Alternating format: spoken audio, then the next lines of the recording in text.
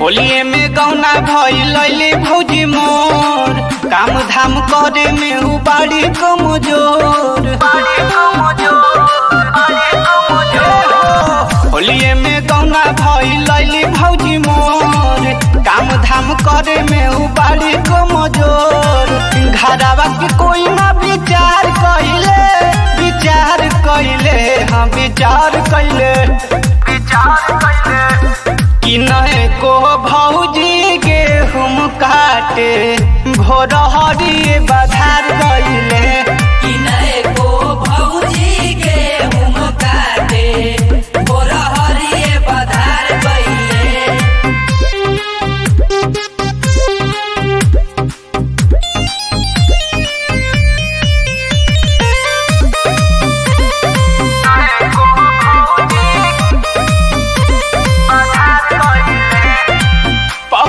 रहली दुलारी हो बेटी, घर ही में काम कैले गैले ना उ खेती।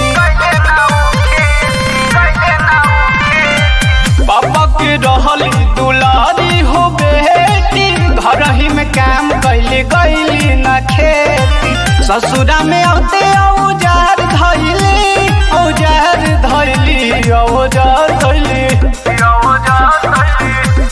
कि नहीं को भौजी गेहूं काटे भोर हरिये बधार गइली।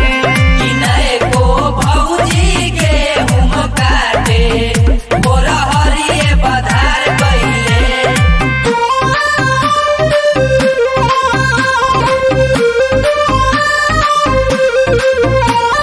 म्यूजिक बाई रिकेश भाई।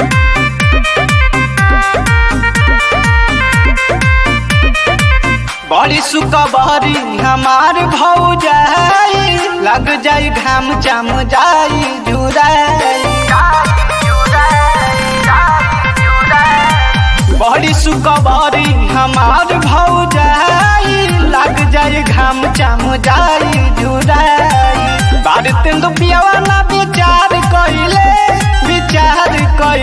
हाँ विचार कइले कि नहीं को भौजी गेहूं काटे भोर हरिये